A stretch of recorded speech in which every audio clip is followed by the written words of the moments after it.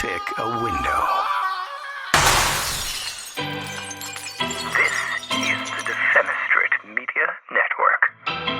The Left Show is not intended for youngsters. It's not intended for the sensitive. It's certainly not intended for right-wingers. Use your own discretion. Awful swearing.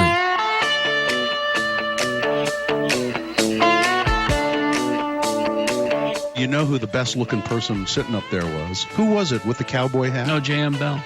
J.M. Bell. I don't know who that is. He hosts a podcast. Well, he was good-looking.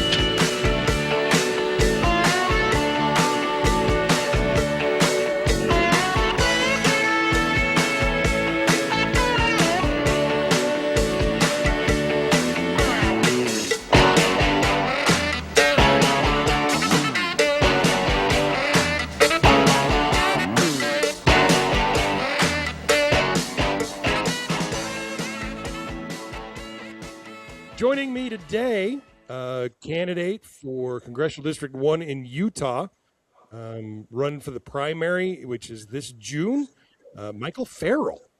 Hey, buddy. Welcome to the show. Thanks. Hey, Jam. I am so happy to be here. Thank you for having me on. No, I've been playing in Utah politics since the early 2000s. Yeah. And so I know a lot of the names and players of, let's call it, our more corporate leaning Democrats. Yeah. And some of you newer, younger guys are really impressing me. And so what I want to do is maybe just chat for a minute. I've got 5 questions for you. But first, do me a little favor and kind of give me your elevator pitch. Give me your introduction for listeners that may not know you yet. Yeah. Who I am, why me? So again, thank you so much for having me on. I'm Michael Farrell. I am a 37-year-old tax attorney. I'm a first-time candidate for any kind of elected office. I have wanted to be in public service for a while now. The reason that I went to law school was the drive to get into elected office and change the broken laws that we're all suffering under. To give you a brief but very dark story, when I was 21, my mom got sick, and she was a waitress, and she missed 5 days of work. She got fired.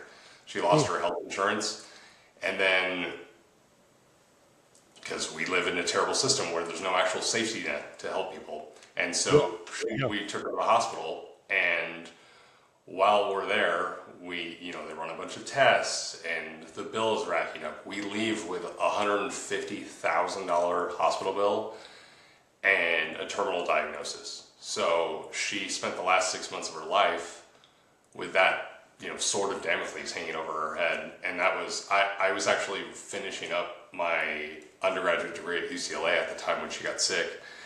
And I essentially dropped out my senior year. I disenrolled because they told us she had at most 6 months to live. So I was like, okay, whatever, I can finish school later, but she won't be here. So I ate so much Carl's Jr. because that was what we did. I would go get Carl's Jr. We'd eat. I had to feed her. She was losing mobility. Anyway, but more about me. But so I saw this happening. I saw the system crushing her, and nobody giving a shit. And I was like, who am I? Who cares? Nobody cares about me. I'm just this insignificant speck. This hospital, this insurance company, or not insurance. The hospital, was chasing us for a $150,000 bill until she died. Then she passed away, and they offered to settle the entire bill for $40. And I was like, what, is that like postage? Like what? So so I was like, I need to go to, I keep voting for people who are going to change the world and are going to help ordinary people out, and nobody's doing it. So I was like, I have to go to law school. I have to learn these laws. I have to figure it out myself and hold my beer basically. Like, if no one's going to do it, I'm going to do it.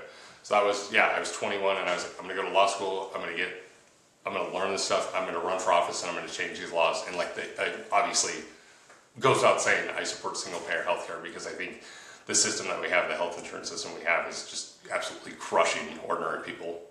No, I remember when, Obamacare was still in its infancy and they were pushing it forward, and we had Democrats like Jim Matheson who voted against it.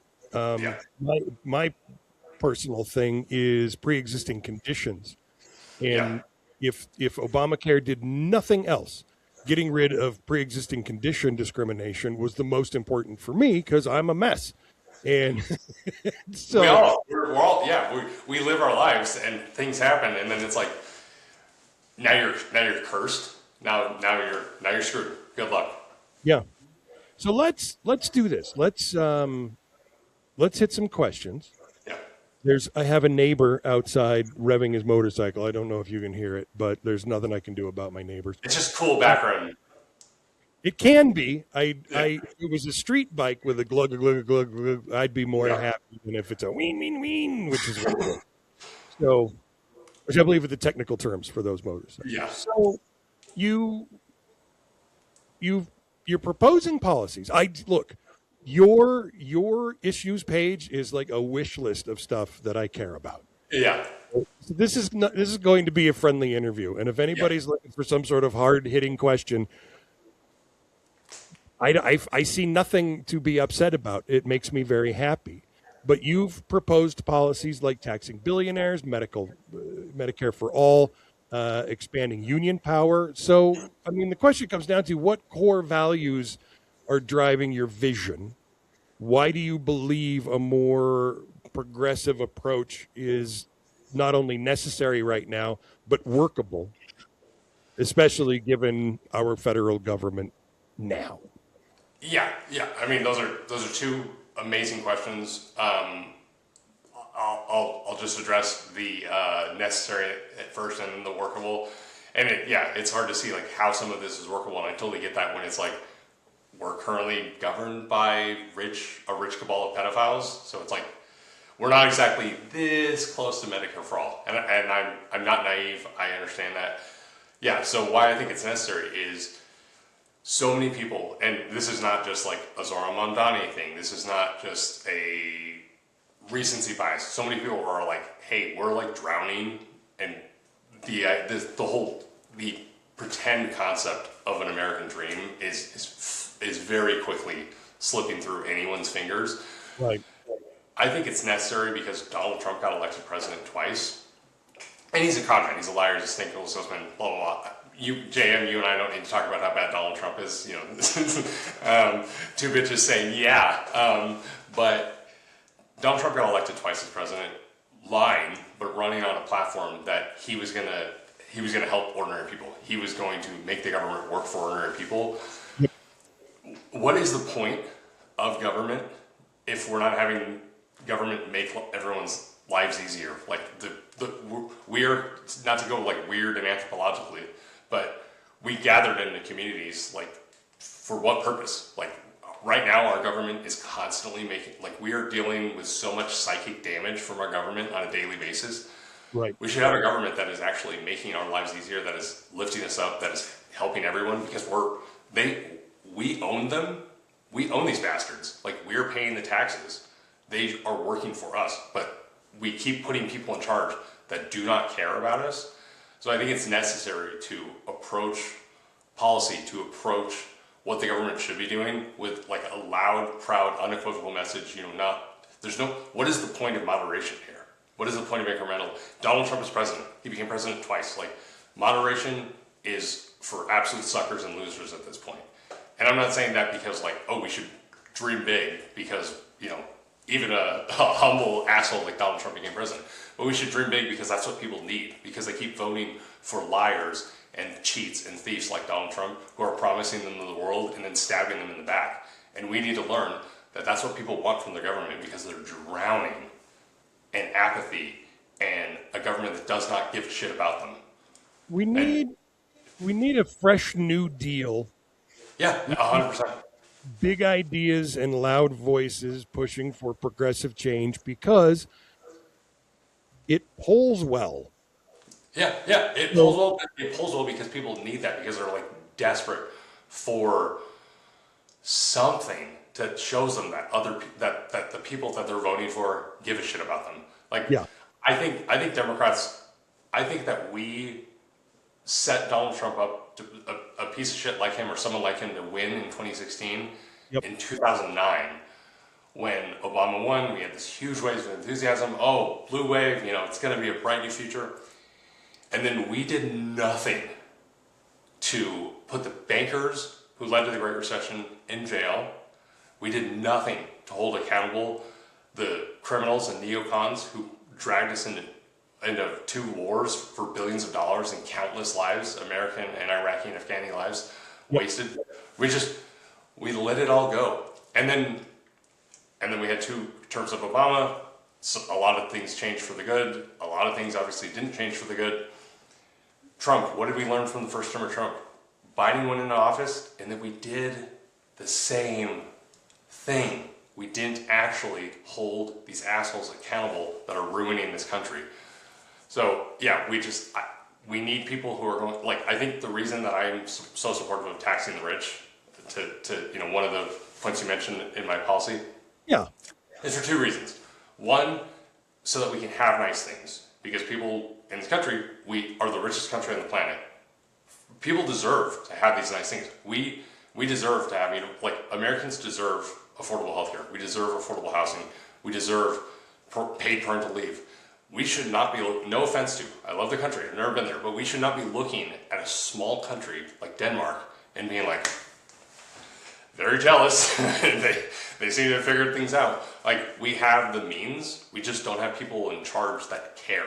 And that's why I want to be in power. I want to get into elected office and, what is the point of these assholes in charge not doing anything to help anyone?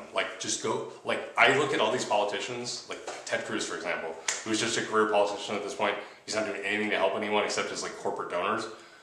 Go away. Just, go be a lobbyist. Go into the private sector. But they're holding on to the power because they like the taste of it. Well, and it's what he's going to end up doing anyway, is either lobbying or some garbage on Fox News. Yeah. It's like, be a Jason Chaffetz. Retire already and go take care of your further career. Yeah, exactly. It's like you're voting to keep billionaires' taxes high. And then the other thing I was going to say, and then I'll let you steer me back on track. Was the other thing for why I think we need to tax the rich. 1, Americans deserve nice things, and 2, if we tax the rich, we take some of the power out of their hands. Money is power. Absolute money is absolute power. So we are controlled. Our government is largely controlled by these rich assholes. This isn't a conspiracy theory. 10% of spending in federal elections is from billionaires these days. It's So yeah, it's interesting to watch Mexico. And again, I'm not dumping on a country just because they're there, but they just passed universal health care. And you got a woman president, so it's oh, she's great. She's wonderful. They're living our dream. Yeah. So you've answered most of my questions already. So I'm gonna skip down a little bit. Sorry about that. No, you're all good. Hey, it's good. My brain is mostly a ball of yarn. It's just connections firing off. I have not only run for office myself, I have run many campaigns for office. I know exactly where you're at. And we can talk about, fun stuff I used to do when I ran campaigns after, because it's not about me. Today's about you. But basically, you're calling for stronger federal protections for LGBTQ plus Americans. Yeah. Is it a moral rights issue for you, a civil rights issue for you? Is it both? What responsibility does Congress have right now to protect all Americans? Yeah. I love that question. I am, not to be annoying and be lawyerly or politician, but I think it's 3 things. I think it's a moral rights issue and a civil rights issue. I'll get to my third in a second. But I think morally, these people these people they're just trying to live their lives. So what the bathrooms of today are the lunch counters of the 50s. And the people who are the people who are like pretending that, oh, like, won't somebody think of the children? I would bet my entire existence that these people would have been back in the 50s screaming at black people to get off out of the lunch counters. Oh, absolutely. Yeah.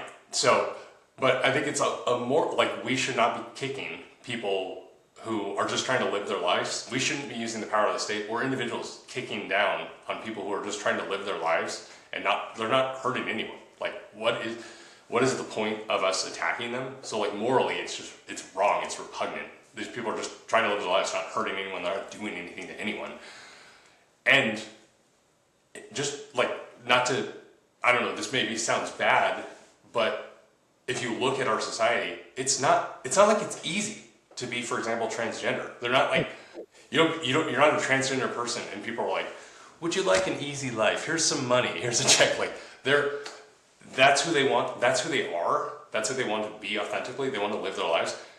They don't get an advantage from doing that. They are at, and this is maybe it sounds offensive, but they're at a disadvantage because being just authentically who they are. But that's because our society sucks and we treat people who are different in shitty ways. And so yeah, our government shouldn't be a force of like oppression and hatred towards them.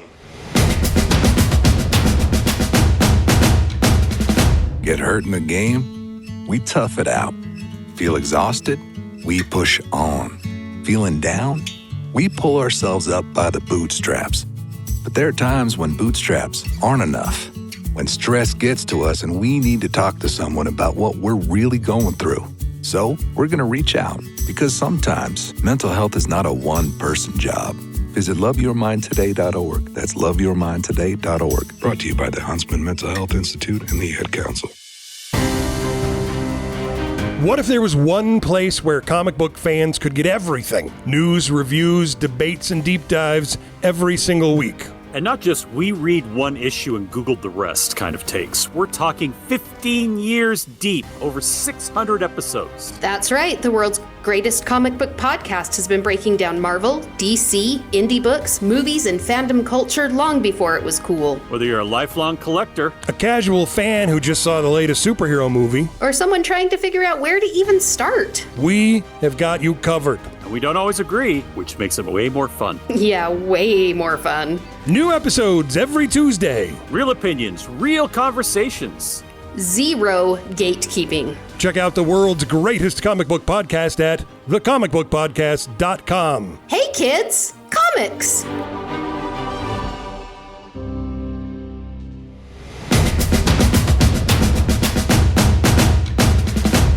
So, and then as a civil rights issue, I think if you're willing to compromise on protecting,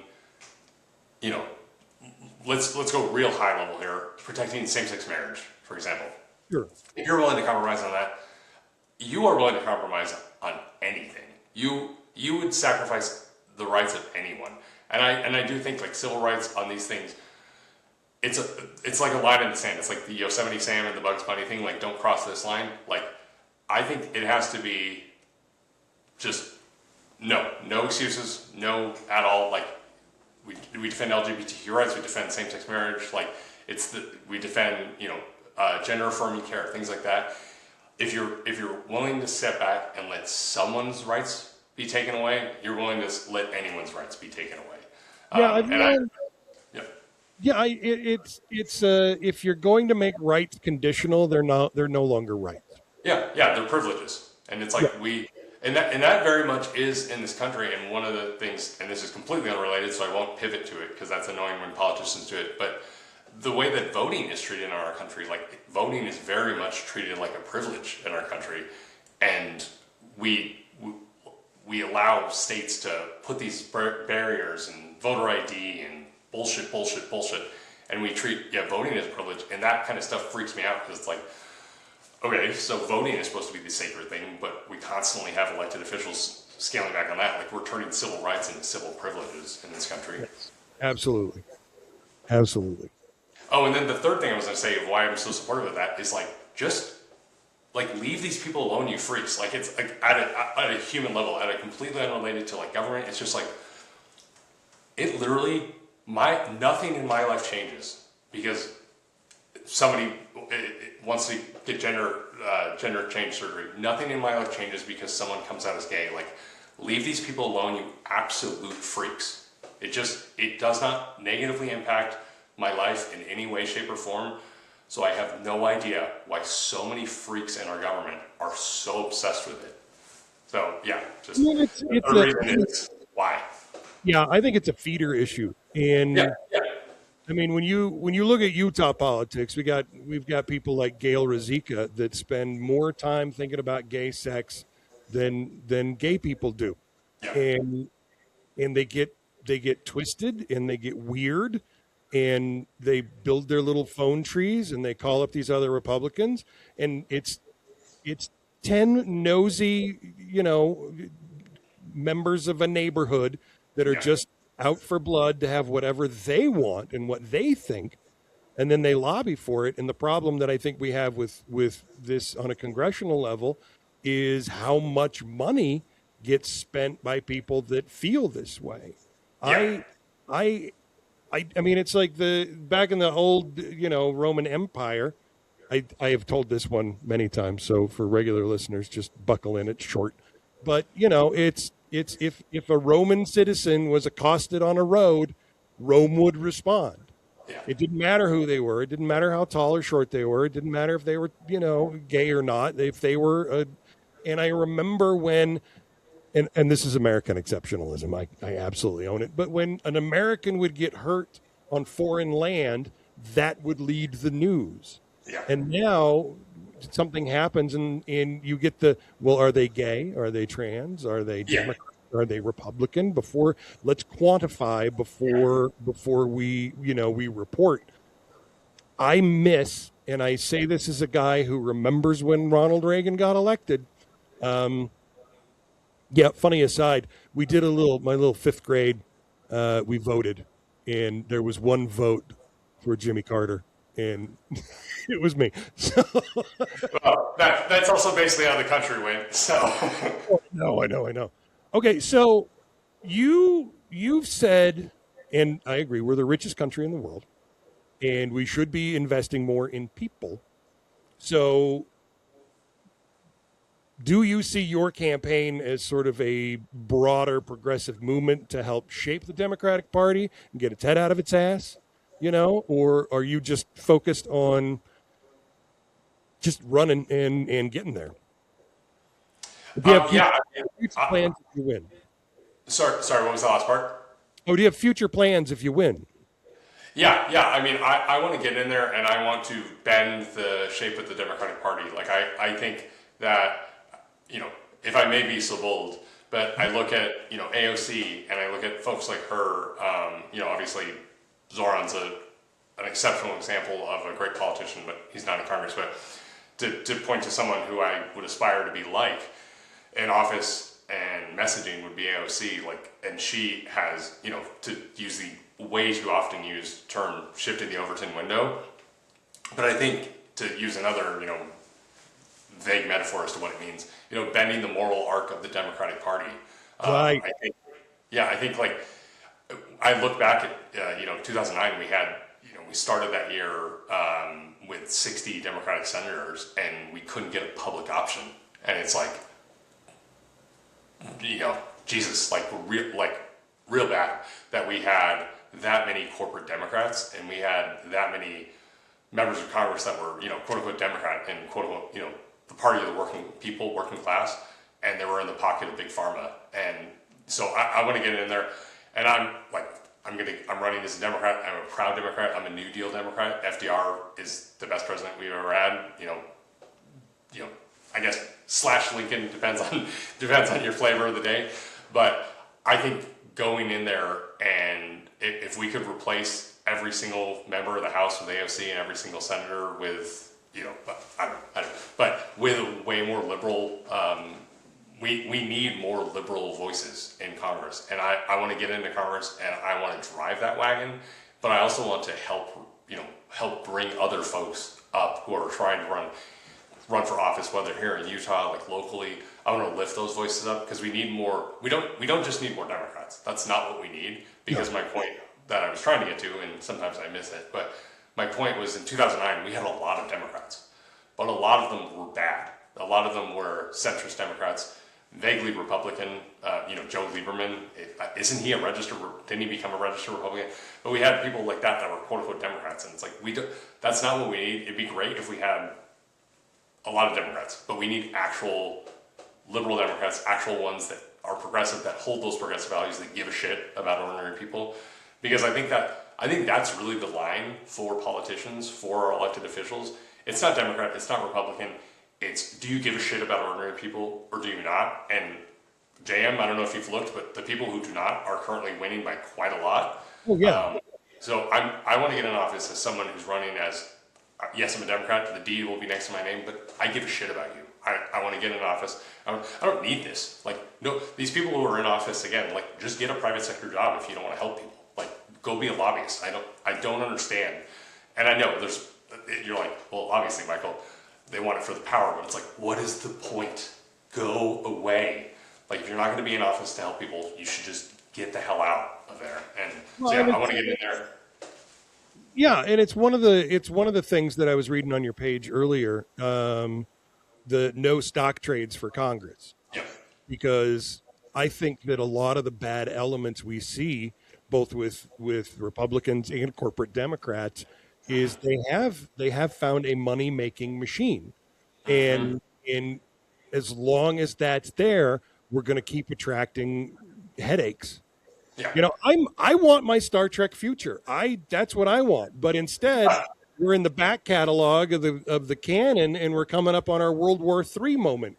And it's Gene Roddenberry mapped this out. We can skip the bullshit and move forward into we're the only industrialized nation on the planet without healthcare for all. Yeah. It's not that hard to figure out. You know what? A lot of folks that work at insurance companies are going to end up working for the government. Yeah. It's a jobs program. Jobs program. Yeah. 100% agree. All it means is that there's 15 billionaires that own insurance companies, hospitals, ambulances, and all of these other, intermixed things. All these conflicts of interest go away. Yeah. We could put them on a plane and send them to Epstein's Island. That they can stay there. Nice. That's absolutely it. Well, hey man, do me a favor here. We're kind of at the end, but just give me your oorah speech. Give me a pep talk. What's it going to look like when you get elected and you get there? Kind of give me your closing elevator speech. Yeah, give you a pep talk after we talk about how dark everything is. Yeah, so, the primary is June 23rd. The field, I think I'm the only real progressive voice in the field right now, we didn't talk about stuff with Nate, but you have other folks who are in there who are career politicians, who are lobbyists. Like, I'm running as a true progressive voice. I'm running because I want to help people. I don't need to do this. I think a lot of people just live in office.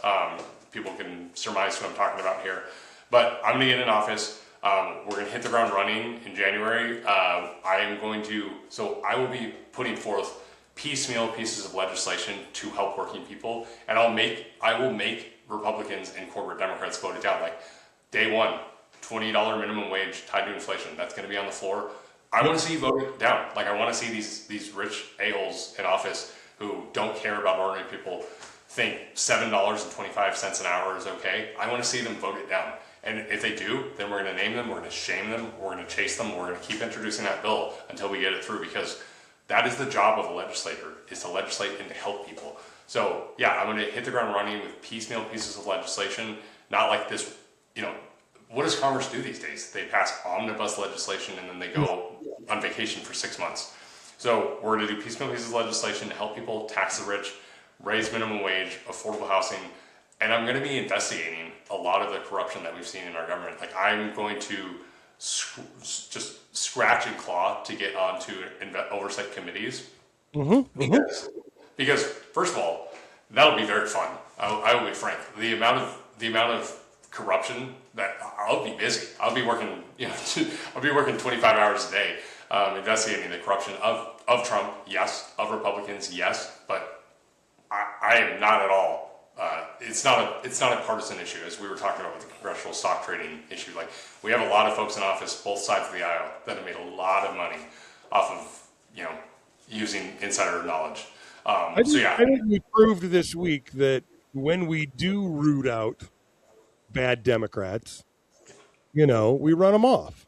Yeah, absolutely. Yeah, we've done it for years, but yeah, you're right. I mean, there's still corporate Democrats up there. They're still finding ways to game the system, and I want one that serves with more altruism, than personal gain. Yeah, because if you look at the policy platform generally of the national GOP, how are we losing to these guys? And the reason we're losing to these guys is because the Democrats who get in office, they completely check out on actually trying to help people when they get there. They start cashing their checks. They start taking their AIPAC money. They don't care. So yeah, it's not Democrat, Republican for me. I'm a Democrat. Like I said, I'm a proud New Deal Democrat. For me, are you going to be accountable to people? Are you going to do things for people? Are you going to give shit? And are you not? And out of 435 members of the House, it's probably a lot more who don't care. And yeah, so I'm going to get in there. We're going to fight for working class interests. And I'm not going to fight to make calls to rich people to raise money. That's not what I'm going to be fighting for when I'm in Congress. And I think a lot of my opponents in this race, that's what they're going to be fighting for. They're going to be fighting to make it to the phones so they can call the rich donors and get more money to stay in office. To do what? I don't know. I'm going to be fighting every single day to advance the working class interest and to help people and to make their lives better, because that's what the point of government should be, is to That's the job. Yeah. That's the job. Yeah, exactly. Outstanding, brother. We are at the end of our time. Thank you very much for joining me on the show this week. I'm going to try. I've reached out to a few of you guys running in the primary. You're the first one that's got the stones to come and be on the show. First and best. Let's call it. Let's go ahead and we'll call it right now. First and best. Yeah, awesome. Thank you so much, Dave. I wanted to do the little, Michael Farrell running for the Democratic primary in Utah's 1st Congressional District. If you want to check out, go to my website. It's michaelforutah.com. Just sign up on there, volunteer, help out, spread the word, donate whatever you can.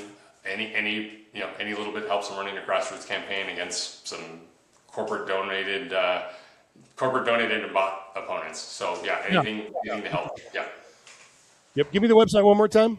Yeah, it's michaelforutah.com. And that's the word for and not a number. Yeah. Michael, the word for Utah.com. I work in, like I said, I've done campaign management and all of that, but I mostly work in advertising. And I always think that if you put a number in your name when you're running for office, I can't take you seriously. So I was very happy with your website. Yeah.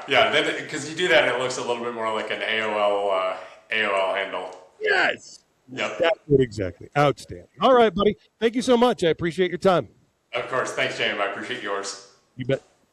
Bye. If you've made it this far, you might as well join us on Patreon. Patreon.com/DFenMedia. This episode and more always available at www.theleftshow.com.